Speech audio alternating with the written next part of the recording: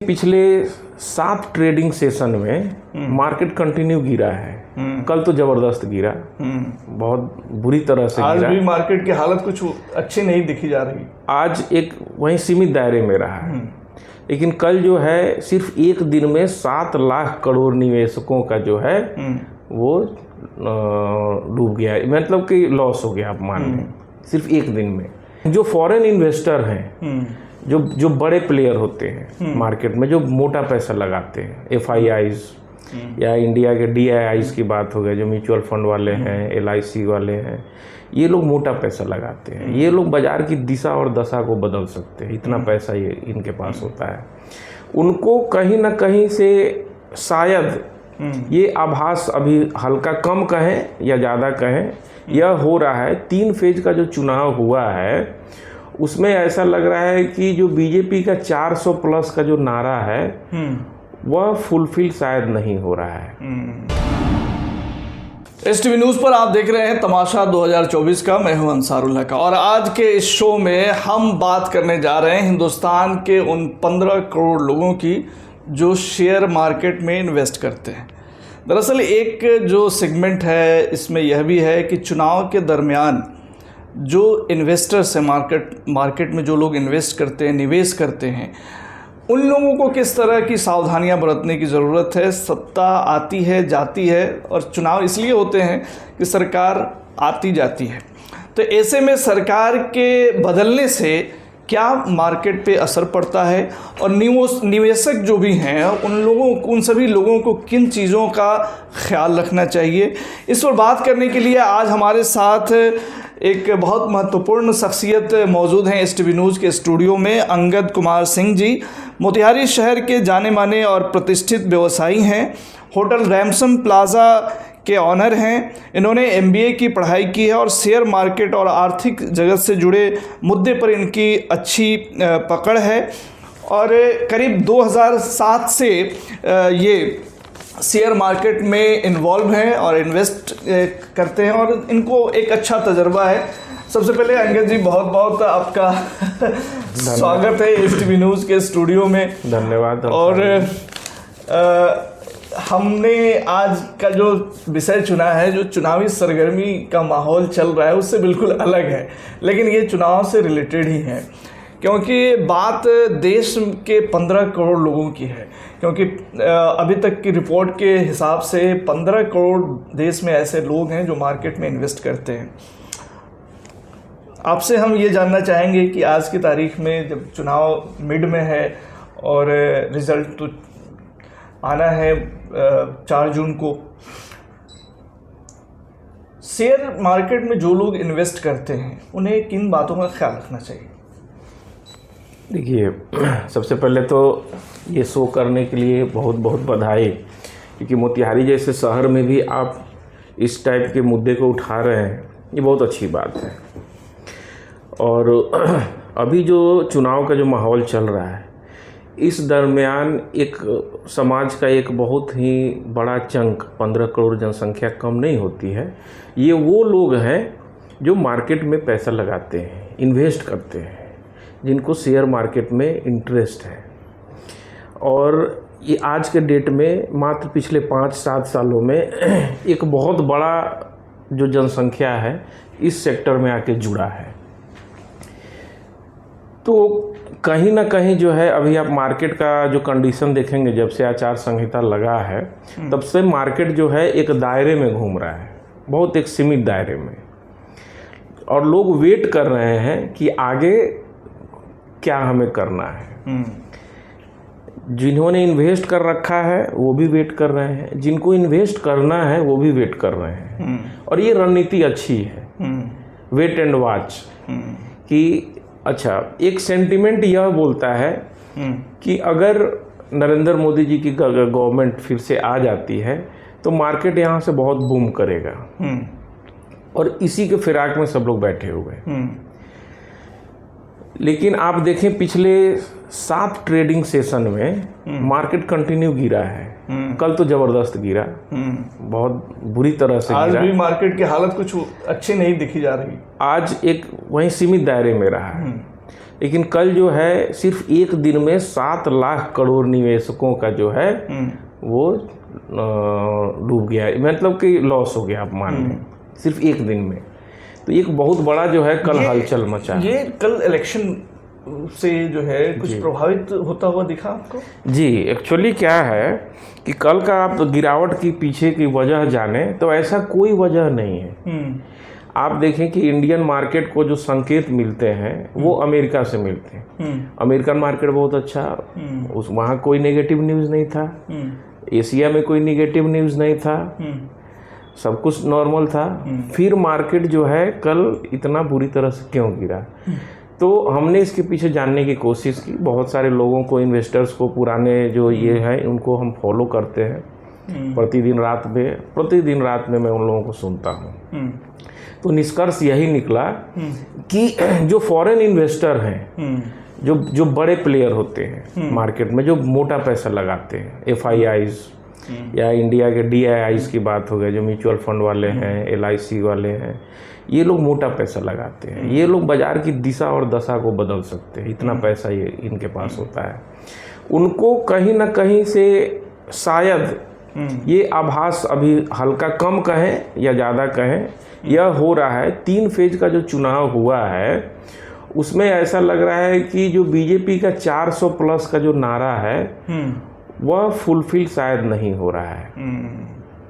तो यह एक जो है उनके लिए चिंता का विषय हो गया है। FIIs जो फॉरेन इन्वेस्टर्स हैं, इंस्टीट्यूशनल इन्वेस्टर, FIIs जिनको बोला जाता है, बड़े बड़े फंड हाउस होते हैं, बल्क में पैसा लेते हैं और वो हमारी कंपनियों में लगाते हैं। तो उनका कुछ आधार होता है लगाने के लिए, ऐसे ही हवा में नहीं, किसी को बांट नहीं रहे, उनका आधार होता है कि ये कंपनी अच्छा ग्रो कर रही है, इस कंपनी का ऑर्डर बुक बहुत अच्छा है, इस कंपनी का बैलेंस शीट बहुत अच्छा है, इस कंपनी का जो फोरकास्ट है वो बहुत अच्छा है। तो हम उस पर आज कम दामों में मिल रहा है, आज सस्ता मिल रहा है, आज मैं पैसा लगा देता हूँ तो साल 2 साल बाद जो है यहाँ से मुनाफा मुझे बहुत ज़्यादा मिलेगा। तो इस आशा पे, इस उम्मीद पे जो है शेयर मार्केट में पैसा लगाया जाता है। FIIs का सेंटीमेंट यह है कि जो मोदी गवर्नमेंट है उनका कैपिटल एक्सपेंडिचर के ऊपर खर्चा बहुत ज़्यादा होता है, यानी कि जो इंफ्रास्ट्रक्चर प्रोजेक्ट्स हैं उन पे खर्चा बहुत ज़्यादा होता है। इस साल का ही आप बजट देख ले तो 45 लाख करोड़ के बजट में सिर्फ और सिर्फ इंफ्रास्ट्रक्चर डेवलपमेंट के लिए 11.5 लाख करोड़ रुपया दे दिया गया है। यानी कि आप मनमोहन सिंह का जो लास्ट टेन्योर था, मनमोहन सिंह साहब का जो प्रधानमंत्री थे, जो 2013 का जो उनका लास्ट बजट था वो लगभग आप मान के चलिए इतना ही के बराबर था, 13-14 करोड़ के आसपास। उतना तो आज सिर्फ सरकार रेल, एयरपोर्ट, पोर्ट, हाईवे 6 लेन 8 लेन, अब देखिए दिल्ली से मुंबई जो है 8 लेन शुरू हो गया, दिल्ली से गुड़गांव 16 लेन शुरू हो गया। ये सब क्या है? देश का विकास है, देश का ग्रोथ है। तो कोई ना कोई कंपनी लेगी। अब मान लीजिए रोड बन रहा है, अब देखिए सीमेंट शेयर। एक चीज़ हम आपसे ये समझना चाहेंगे कि एक बड़ी बात आपने ये कही कि जो फॉरेन इंस्टीट्यूशनल जो इन्वेस्टर्स हैं वो कहीं ना कहीं जो है थोड़ा सा सतर्क मोड में दिख रहे हैं, जिसके वजह से मार्केट पे असर पड़ रहा है। तो ऐसे में क्या इसका ये मतलब निकाला जाए कि चूंकि वो उनका जो एक होता है, जो भी वो लोग जो है एनालिसिस करते हैं, तो नो डाउट वो तो अपने फ़ायदे के लिए इन्वेस्ट करते हैं और कहीं ना कहीं आनन फानन में तो इस तरह के वे डिसीजन नहीं ले सकते। तो क्या उन लोगों की जो सोच है और भारतीय राजनीति में जो घटनाक्रम हो रहे हैं, तो क्या ये इशारा कर रहा है कि मोदी गवर्नमेंट नहीं आ रही है या स्टेबल गवर्नमेंट नहीं आ रही है? नहीं, देखिए मोदी गवर्नमेंट नहीं आ रही है ऐसा उनका भी आकलन नहीं है। उनका ये हो सकता है कि मोदी जी की गवर्नमेंट आएगी, मेजोरिटी में हो सकता है नहीं है, क्योंकि कोई भी गवर्नमेंट, कोई भी प्रधानमंत्री जो फैसले एक मेजोरिटी वाली गवर्नमेंट ले सकती है वो कोलिजन वाली गवर्नमेंट नहीं ले सकती है। ठीक है, तो वहाँ पे बंदिशें आ जाएंगी। तो मोदी जी जो है अभी कोई भी देखिए उनका डिसीजन टेकिंग जो है बेधड़क ले लेते हैं। वो चीज कोलिजन गवर्नमेंट में वो नहीं कर सकते हैं। तो एक संदेह यह भी हो सकता है। दूसरा संदेह ये हो सकता है कि बीजेपी ने जो नारा दिया है 400 पार, तो 400 पार जो है आपने नारा दिया है, तो आपने अपने इन्वेस्टर को कॉन्फिडेंस में ले लिया। वो मान लिए 400 नहीं आएगा तो 390 तो आएगा ही आएगा, यानी 300 प्लस तो आएगा ही आएगा। इनकेस अगर बीजेपी की गवर्नमेंट बनती भी है और 300 के नीचे रहती है तो भी ये एक झटका होगा, एक सेंटिमेंटल जिसको आप बोलिए कि झटका जिसको बोलते हैं वो आएगा। थोड़ा बहुत जो है मार्केट सेटलमेंट में समय लेगा। हाल के दिनों में ये देखा गया है कि बहुत सारे नए इन्वेस्टर्स जो है मार्केट में एंटर किए हैं, और नो डाउट सरकार का प्रमोशनल जो एक्टिविटीज़ हुई है उसका असर भी हुआ है, और बहुत सारे नए इन्वेस्टर्स जो मार्केट में आए हैं उनको जाहिर सी बात है तजर्बा उतना नहीं है। आप चूँकि 2007 से इस काम में लगे हुए हैं तो आपको ढेर सारा तजर्बा होगा। तो नए इन्वेस्टर्स के लिए आपका बतौर एक सीनियर इन्वेस्टर्स है ना, इन्वेस्टर के तौर पे या एक तजर्बेकार शख्सियत के तौर पे क्या मशवरा होगा? देखिए बहुत अच्छा प्रश्न आपने यह किया है। क्योंकि 2007 में जब मैं मार्केट में घुसा तो हमने उस समय पढ़ाई करके थोड़ी बहुत जानकारी हासिल हुई, उसके बाद से इसमें इंटरेस्ट जगा हम लोगों से। लेकिन उस समय गाइड करने वाले या बताने वाले बहुत कुछ लोग नहीं थे। उस समय शेयर मार्केट आपको मैं बता दूं, 2007 की बात बता दूं, 1 करोड़ भी डीमैट अकाउंट इंडिया में नहीं था। 1% भी इंडिया का आबादी का 1% भी डीमैट अकाउंट नहीं था। आज तो 10% पे हम लोग पहुंच गए हैं। अमेरिका में पता है कितना है पॉपुलेशन का? 61%। पूरे अमेरिका की आबादी का 61% लोग वहाँ मार्केट में इन्वेस्ट करते हैं। अमेरिकन आज अमीर क्यों है आप बताइए? वो पब्लिक जो है शेयर मार्केट में पैसा लगाती है, और वो पैसा जो है अमेरिका के इन्वेस्टर अमेरिका में बैठे बैठे वो इंडिया के मार्केट में पैसा लगाते हैं। वो इमर्जिंग कंट्रीज, इमर्जिंग इकोनॉमीज जो हैं, जैसे इंडिया हो गया, चाइना अभी तक था, फिर इंडिया आया, अभी ब्राज़ील देख लीजिए, ब्राज़ील भी इंडिया के जस्ट पीछे है, साउथ अफ्रीका इमर्जिंग नेशंस है। तो जो इमर्जिंग नेशन होते हैं उनके पास संभावनाएं बहुत ज़्यादा होती हैं, ठीक है। तो वो अमेरिका में बैठे बैठे वो इंडिया के इन्फोसिस में, TCS में, विप्रो में, रिलायंस में, ICICI बैंक में, HDFC बैंक में, इन सब में पैसा लगाते हैं और यहाँ से रिटर्न वो कमाते हैं। लेकिन हम इंडियंस को मालूम ही नहीं है। हम लोग आज भी पुराने ढर्रे पे, बाबूजी हमारे पैसा जो है थोड़ा सा होता था तो जाके RD कर देते थे, थोड़ा सा पैसा होता था तो जाके पोस्ट ऑफिस में जमा कर देते थे। आप बताइए, आप RD कीजिए, FD कीजिए, पोस्ट ऑफिस कीजिए, 6% 7% से ज़्यादा कहीं आपको मिलता है? नहीं मिलता है। आप देखिए कि देश का जो इन्फ्लेशन है, सरकारी आंकड़ा बोल रहा है 8.5% 9% इन्फ्लेशन है, एक्चुअल में 10% से ऊपर इन्फ्लेशन है। मार्केट का जब एनालाइसिस करेंगे, वो कहीं ना कहीं जो है लोगों का टर्न आउट हुआ है जी। आप जैसा आंकड़ा कह रहे हैं कि 1% था, अभी 10% हम लोग आए हैं, तो कहीं ना कहीं एक भारत की जो युवा पीढ़ी है, वो इस चीज को समझ रही है और आई है।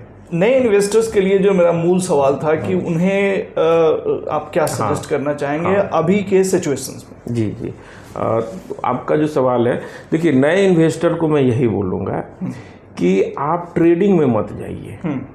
शेयर मार्केट में 2 काम होता है, एक ट्रेडिंग होता है और एक होता है इन्वेस्टमेंट। ट्रेडिंग वह होता है कि जैसे मैंने किसी कंपनी का एक स्टॉक लिया, एक शेयर लिया और उसको मैं आज खरीदा 1000 रुपये पे, और ये सोच रहा हूँ कि भाई 10 रुपये भी बेनिफिट आएगा तो मैं बेच के निकल जाऊँगा, बल्क में वॉल्यूम उठाऊँगा। तो ट्रेडिंग में आप नहीं फंसे। ट्रेडिंग में 90% नहीं, 99% लोग लॉस करते हैं, 99%। और यही मिसकंसेप्शन शेयर मार्केट का लोगों के दिमाग में है कि शेयर मार्केट मतलब लॉस, शेयर मार्केट मतलब बर्बाद। नहीं, मैं आपके सामने रातों रात लोग जो है जी, करोड़पति बनना अगर चाहते हैं। आप रातों रात करोड़पति बनने का ख्वाब लेके शेयर मार्केट में घुसेंगे तो लिख के रख लीजिए, आप बर्बाद हो जाएंगे। ये जुआ नहीं है। Share market is not a जुआ, it's a complete business. That business based on your information, your knowledge, your perception, क्या होने वाला है। आज बताइए, एक छोटी सी एग्जांपल मैं दे रहा हूँ। L&T सब लोग जानते हैं, हिंदुस्तान की सबसे बड़ी इंफ्रास्ट्रक्चर कंपनी है L&T। मैं देखा पिछले 4 साल के बजट में कि सरकार का सबसे ज़्यादा जो खर्चा है वो इंफ्रास्ट्रक्चर के ऊपर है, और इंफ्रास्ट्रक्चर की सबसे बड़ी कंपनी L&T है, तो क्यों ना मैं उसका शेयर उठा लूँ। मैंने 780 रुपए के आसपास सन 2020 में, अभी 4 साल नहीं हुआ, अभी ये मई चल रहा है, हाँ 4 साल हो गया, मई के ही महीने की बात है। 750, 60, 70 रुपए के लगभग में मैंने L&T का शेयर खरीदा, और 4 साल में वो आज शेयर जो है 3800, 3700, 3600 के आसपास पहुंच गया है, ट्रेड कर रहा है। 5 गुना हो गया। 4 साल में 5 गुना क्या देगा आपको, बताइए। तो इसको बोलते हैं सर इन्वेस्टर जी, इसको बोलते हैं सर, मैंने क्यों इन्वेस्ट किया। मैंने क्या बोला कि नॉलेज फर्स्ट इज नॉलेज। ठीक है, आपको नज़र खुला रखना है, सरकार के बजट पे ध्यान रखना है कि सरकार का इन्वेस्टमेंट किधर जा रहा है। इस साल का आप बजट देखेंगे तो इन्होंने रिन्यूएबल एनर्जी पे फोकस किया है। तो रिन्यूएबल एनर्जी वाली जितनी कंपनियां हैं वो ग्रो, आप उस पे इन्वेस्ट दावल खेलिए ना। आप उस पे से टाटा पावर हो गया, आपको अडानी पावर हो गया, आपको इरेडा हो गया, REC हो गया, PFC हो गया। आप बताइए कि जिन्होंने REC लिया होगा मात्र 6 महीने पहले, वो 130 रुपए का शेयर था मात्र 6 महीना पहले, और आज 130 रुपए का शेयर 6 महीने में 530 का हो गया। तो जिन्होंने उस समय ये, अब आप बोलेंगे कि भाई शेयर मार्केट तो जुआ है, तो आपको यानी जानकारी नहीं है तब आप जुआ करिए। जुआ है ही नहीं, ये कंप्लीट डीप स्टडी है। पहले आप स्टडी करें, किसी के अंडर में शिक्षा लें, गुरु बनाए किसी को, और वहां से जब उस बंदे का गाइडलाइन मिलेगा। मैंने भी सर, मैं नोएडा में रहता था, मैंने वहां से सीखा है। मेरे अंदर एक जुनून था, मैं जॉब करता था, सैटरडे संडे ऑफ रहता था, और सैटरडे संडे मार्केट भी बंद रहता है। तो वहाँ पे शेयर खान का एक क्लास चलता था, और उसको मैं जरूर अटेंड करने जाता था। मेरे सारे जो दोस्त थे, हम लोग बैचलर थे, सारे दोस्त जो घूमने फिरने निकल जाएंगे, लेकिन मेरा तक नहीं, भाई मैं तो जाऊंगा। और वहाँ जाके मैं क्लास करता था, 3-3 घंटे की क्लास होती थी। और आप वहाँ जाके कुछ भी पूछ सकते हैं, कोई भी उटपटांग सवाल पूछ सकते हैं। वो लोग बड़े हंसते, खूब हंसते थे, खूब इंजॉय करते थे, लेकिन आपकी एक एक क्लैरिटी को, वो एक एक कन्फ्यूजन को वो क्लियर करते थे। एक उटपटांग सवाल हम भी आपसे पूछना चाहते हैं। ये जो कॉल ऑप्शन का जो मामला है शेयर मार्केट में, जैसा कह रहे हैं आपकी जो है कि जुआ नहीं है, कॉल ऑप्शन तो एक जुआ की तरह ही है। जी बिल्कुल, वही मैं बोला कि शेयर मार्केट में जैसे क्या है कि लोग जब आते हैं तो शुरू में यही जानते हैं कि शेयर खरीदना है, और जब मुनाफा मुझे होगा तो मैं बेच दूंगा, यही सोच के शेयर मार्केट में आते हैं। लेकिन जब घुसते हैं ना तो उनको दिखता है भाई इंट्राडे ट्रेडिंग, उसके बाद दिखता है फ्यूचर ऑप्शन। फ्यूचर ऑप्शन में क्या है कि जैसे अगर आप मान के चलिए रिलायंस का आज एक शेयर 3000 रुपये का है, अगर आप 100 शेयर खरीदते हैं तो 3 लाख रुपए आपको चाहिए। लेकिन फ्यूचर में वही 100 शेयर का जो लॉट है आपको 75,000 में मिल जाएगा। आप ये सोचेंगे कि 3 लाख का चीज जो सौदा है वो हमको 75,000 में मिल रहा है, लेकिन उसमें कंडीशन होता है 1 दिन, सुबह खरीदिए शाम तक बेच दीजिए। ठीक है, आपके पास 3 लाख है नहीं पूंजी, आप 75,000 है, आपने 100 मतलब 1 लॉट उठा लिया रिलायंस का। ठीक है, यह सोच के कि 10 रुपया भी बढ़ेगा, अगर 10 रुपया भी बढ़ गया तो 100 गुने 10 1000 रुपये तो मैं फट से कमा लूंगा। या अगर 100 रुपया बढ़ गया तो 100 × 100 में 10,000 एक दिन में कमा लूंगा। तो 100 रुपया बढ़ने की जो आप संभावना सोच रहे हैं, 100 रुपया अगर गिर गया तो क्या होगा? क्या होगा? ये बात सही। तो लॉस आदमी वही करता है। और ये चीजें आपने बहुत जाते अच्छी कही कि दिमाग को खोल करके और तब जो है इसमें घुसने की बात है। और ऑप्शन की जो आपने बात की, कॉल और पुट की, तो वो कंप्लीट जुआ है। जुआ इसलिए मैं बोल रहा हूँ, जुआ में क्या होता है, एक प्रेडिक्शन होता है ब्लाइंड, आपको नहीं मालूम यहाँ से क्या होगा। शेयर मार्केट के जब आप ग्राफ देखेंगे, हर एक ग्राफ पे 2 डायरेक्शन निकलता है, आइदर ऊपर या फिर नीचे। कौन प्रेडिक्ट कर सकता है? एक प्रेडिक्शन आपका सही हो गया, लेकिन कहाँ तक जाएगा ये तो आपको भी नहीं मालूम ना। अभी 10 रुपये मुनाफा हो रहा है, आप सोचेंगे कि भाई 100 रुपये तक ये जाएगा, अगले ही क्षण वो 10 रुपये का प्रॉफिट -10 रुपये में आ जाता है। चलिए, डीप जो नॉलेज रखते हैं शेयर मार्केट के, उनके लिए भी हम आपसे एक सवाल करना चाहेंगे। जो कैंडल की जो स्ट्रैटेजी होती है, कैंडल जो पढ़ते हैं लोग, वो लोग तो जो है अच्छे से प्रेडिक्ट कर पाते हैं, क्योंकि कैंडल पे तजर्बा होता है। कैंडल को कैसे समझा जा सकता है? ये निसंदेह ये वाइटल क्वेश्चन है, लेकिन आप संक्षेप में थोड़ा सा समझाने की कोशिश करें। देखिए, जो कैंडल को देख के जो चार्ट होती है, उस चार्ट को का जो ड्रॉ होता है, उसमें स्टिक को देखते हैं और उसको ड्रॉ किया जाता है, peak top and top bottom. अगर मान लीजिए कोई ग्राफ यूं जा रहा है, ठीक है, तो यानी वो चढ़ती में है। अगर यूं आ रहा है यानी कि वो डाउनफॉल में है। वो तब तक डाउनफॉल होगा, वो तब तक गिरता रहेगा जब तक ये एक ब्रेकआउट नहीं देता है। तो ब्रेकआउट क्या होता है? एक सिग्नल होता है। जैसे हरी झंडी होती है ना, हरी झंडी देख लिया, आप दौड़ना शुरू कर दिए। उसी तरह जो ब्रेकआउट होता है ना, वह जो है एक सिग्नल होता है। तो ब्रेकआउट का इंतजार सब लोग करते हैं। जो ट्रेडर होते हैं वो ब्रेकआउट का इंतजार करते हैं। जो शेयर गिर रहा है उसको वो गिराते ही जाएंगे, और जो शेयर चढ़ रहा है उसको वो चढ़ाते ही जाएंगे। ठीक है, तो ये टिपिकल जो डे ट्रेडर होते हैं वो उनके लिए होता है। लेकिन अगेन मैं कहूँगा कि चाहे कितना भी बड़ा महारथी हो, शेयर मार्केट में 100 साल भी कुछ नहीं है। 100 साल का भी तजुर्बा लेके जो आएंगे ना, वो भी नहीं प्रेडिक्ट कर सकते हैं। ये अथाह समुंदर है। सर, मैं विजय केडिया जी की बात बता रहा हूँ, या आप राकेश झुनझुनवाला को ले लें, या आप आर.के. दमानी को ले लें, गाबा भी हैं। हाँ, तो देखिए, गाबा जो है वो इन्वेस्टर नहीं है। वो क्या है कि मार्केट को टेक्निकल एनालिसिस करते हैं, और अपना जो है उनका चैनल चलता है, उनको लोग फॉलो करते हैं। वो कॉल देते हैं कि फलना शेयर ले लो, फलना बेच दो, और उनको उनकी ब्रोकरेज फर्म है, उनको वहाँ से ब्रोकरेज मिलता है। लेकिन जो रियल इन्वेस्टर हैं, जो पैसा लगाते हैं, मार्केट को एनालाइज करते हैं, स्टडी करते हैं, उनको आप फॉलो करिए। आशीष कचोलिया हो गए, डॉली खन्ना हो गए, विजय केडिया हो गए, आर.के. दमानी साहब को देखिए। आप विजय केडिया की मैं बात बता दूं, उनका मैं इंटरव्यू देख रहा था। वो बता रहे थे कि 1993 की बात है कि मेरे पास बच्चे को का दूध का पेमेंट करने के लिए पैसा नहीं था। उतना बुरा स्थिति मेरे पास आ गया था। मैंने सारे पैसे जो है मार्केट में गंवा दिए थे। फिर मैं कलकत्ता से उठ के मुंबई आ गया, और यहाँ पे मैंने अपने सारे गलतियों को सुधारा। तो गलती मैं यही करता था कि मैं ट्रेडिंग करता था, और जिस दिन से मैंने ट्रेडिंग करना छोड़ दिया, तब से मैं आज प्रॉफिट में हूँ। आज पता है, उनका पोर्टफोलियो 5,000 करोड़ से ऊपर का है। अब आप सोचिए कि जिस बंदे के पास दूध का पैसा देने का पैसा ना हो, कैपेसिटी, शेयर मार्केट ने उनको कहां से कहां पहुंचा दिया।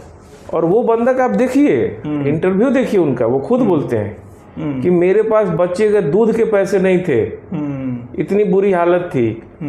मैं उसके पहले भी वो पैसा लगाते थे, लेकिन सब वो गंवा दिए। जो हर्षद मेहता वाला जो कांड हुआ था ना, लोग साहब का प्रेडिक्शन फेल हो जाता था, उसमें वो भी फंस गए, वो रोड पे आ गए। उसके बाद उन्होंने कहा कि हमने ट्रेडिंग छोड़ दिया। और मैं सबको सलाह यही दूंगा कि आप जो है ट्रेडिंग के चक्कर में ना पड़े, इन्वेस्टर बने। ट्रेडिंग किसी को प्रॉफिट दे ही नहीं सकता है सर, असंभव है। इक्का दुक्का 10 गो ट्रेडिंग किए, एक आध बार कभी लह गया, आप जीत गए, वो अलग बात है। लेकिन मैं नए निवेशक, जो आपका जो प्रश्न था, जो नए लोग हैं या पुराने लोग हैं, जो भी हैं, इसमें पुराना कुछ नहीं होता है। हाँ, कम अनुभव ज़्यादा अनुभव होता है। आप आज मार्केट में आए हैं, आपको अनुभव नहीं है। मैं 20 साल से हूँ, 15 साल से हूँ, मुझे कुछ अनुभव है। लेकिन ये नहीं, मेरा अनुभव 15 साल का, ये गारंटी नहीं है कि मुझे लॉस नहीं हो सकता है। ये बिल्कुल शेयर मार्केट में कोई गारंटी ले ही नहीं सकता है। बिल्कुल, बहुत खूबसूरत चीज़ है। जब आप इसको पढ़ेंगे ना, इसमें घुसेंगे, इसको जानेंगे, तो आपको मोहब्बत हो जाएगा। मतलब इलेक्शन के मौके से, इस मौके से अगर देखा जाए तो अवॉइड करना चाहिए डे टू डे ट्रेडिंग जो लोग करते हैं उन्हें। जी। और अगर वो इन्वेस्ट कर सकते हैं तो ये उनके लिए ज़्यादा बेहतर है। जी। अभी जिस तरह से मार्केट गिरा हुआ है, तमाम शेयर्स के दाम जो घटे हुए हैं, तो कई जानकार ये कहते हैं कि this is the right situation to invest. देखिए, सबसे पहली बात अंसारुल जी, कि मार्केट अभी गिरा हुआ नहीं है। मार्केट ऑल टाइम हाई पे है जी, ठीक है। ऑल टाइम हाई से थोड़ा सा फिसला है। ऑल टाइम हाई जो मार्केट का है, निफ्टी की मैं बात कर रहा हूँ, 22,900, लगभग 23,000 मान लीजिए, और अभी कहाँ है? 22,200 पे। ठीक है, तो ये तो मामूली, वो एक रेंज में घूम रहा है, 22,900 तक जा रहा है, फिर 22,000 तक आ जा रहा है। इसी दायरे में वो पिछले महीने 2 महीने से घूम रहा है। इसको हम गिरावट नहीं मानते। गिरावट मैं तब मानूंगा, तब मैं गिरावट कहूँगा कि जब इसमें कम से कम 5% का करेक्शन आए, तो उस समय जो है आप पैसा रखिए, अब लगाइए। एक रेंज में घूम रहा है मार्केट, मात्र 1,000 पॉइंट का रेंज है या 1,200 पॉइंट का रेंज है। उसी एक सीमित दायरे में मार्केट एक्चुअली क्या है कि वेट कर रहा है, एक सिग्नल का इंतजार कर रहा है, 4th फेज का चुनाव, और वहाँ से क्या आउटकम आता है। ठीक है, मार्केट के लोगों को पता है कि 90%, 95% लोगों को चांस है कि मोदी गवर्नमेंट आ रही है। ठीक है, आने वाली है, ऐसा लोगों का। क्योंकि देखिए, ऐसे नहीं कि हम ज्योतिष हैं या मैं यूं ही बोल रहा हूं। इसलिए बोल रहा हूं कि मोदी गवर्नमेंट की आने की संभावना 90% इसलिए दिख रही है कि उन्होंने इकोनॉमिक फ्रंट पे बहुत अच्छे डिसीजन लिए हैं।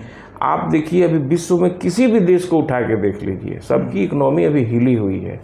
नहीं, वो तो ठीक है अंगद जी, इकोनॉमी पॉइंट ऑफ व्यू से आप समझा रहे हैं, लेकिन यहाँ पे तो भूमिहार, राजपूत, मल्ला और जो है कुशवाहा चल रहा है। तो ऐसे माहौल में जो है प्रेडिक्शन का क्या मतलब? सही बात है। देखिए, यह तो एक किसी पर्टिकुलर संसदीय क्षेत्र की हो गई, लेकिन इसी संसदीय क्षेत्र में मैं भी हूँ, इसी संसदीय क्षेत्र में आप भी है, जो पढ़े लिखे तजुर्बेदार लोग हैं, जो इकोनॉमी को समझते हैं, ग्रोथ को समझते हैं, इन्वेस्टमेंट को समझते हैं, देश की अर्थव्यवस्था को समझते हैं। उनको तो इस जातिवाद से मतलब ही नहीं है कि भाई ये फलना किस जात के कैंडिडेट हैं या किस जात के जिनको इस देखिए, वोट देने के कई आधार होते हैं। सबसे आसान आधार है जात, उसमें कुछ दिमाग लगाना ही नहीं है, मेरा जात खड़ा है, दे दिए।